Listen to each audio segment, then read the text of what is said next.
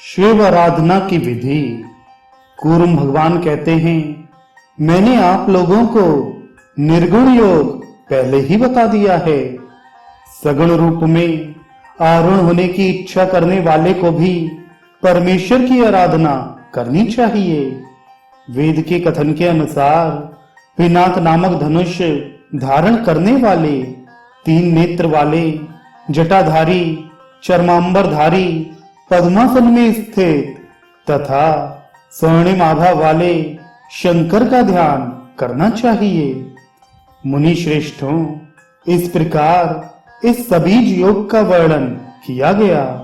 इस संक्षिप्त वर्णन से यह स्पष्ट है कि महेश्वर तत्व ही सर्वस्व परम ध्येय है। इसलिए ब्रह्मा आदि प्रधान सभी देवों को छोड़कर आदि, मध्य तथा अंत में रहने वाले शाश्वत तत्व विरूपाक्ष शंकर की आराधना करनी चाहिए। अपने धर्म में निरत रहने वाला पवित्र तथा भक्ति योग परायण व्यक्ति वैसा ही शंकर के समान रूप धारण कर शिव के समीप आता है। अत्यंत भावना ध्येयाकार चित्तवृत्ति वाले इस सभी योग का वर्णन किया गया। इसका यथाविधि अनुष्ठान करता हुआ व्यक्ति ईश्वर पद को प्राप्त करता है।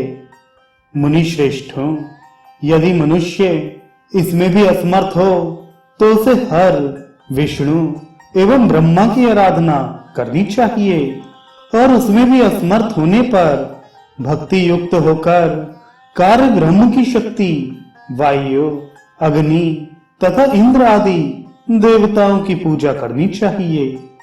पूर्व में आप लोगों को जो 2 शुद्ध भावनाएं बताई गई हैं, वे भी कल्याणकारी हैं।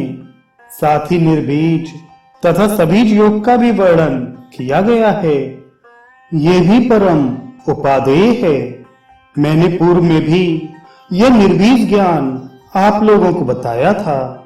बुद्धिमान व्यक्ति को सर्वप्रथम सबीज अर्थात साकार रूप में ब्रह्मा, विष्णु तथा रुद्र की भावना करनी चाहिए, अथवा प्रारंभ में जितेंद्रिय होकर अग्नि आदि देवताओं की तत्परता पूर्वक इन देवताओं को ही परम ध्येय मानकर आराधना करनी चाहिए।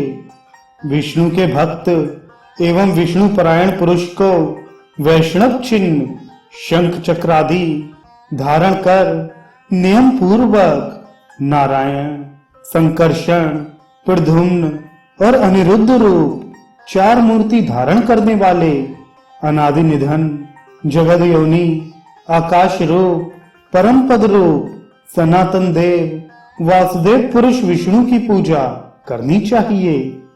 ब्राह्मी भावना में भी यही विधि श्री विष्णु का सामीप्य प्राप्त करने के लिए मान्य है। इस प्रकार यह पवित्र भावना पर आश्रित परम ज्ञान बतलाया गया। प्राचीन काल में मैंने इस ज्ञान को इंद्रधुम्न मुनि से कहा था। यह चेतनात्मक एवं अचेतनात्मक जगत अव्यक्त स्वरूप ही है। वह ईश्वर महेश्वर ही परम ब्रह्म है, इसलिए यह जगत ब्रह्ममय है।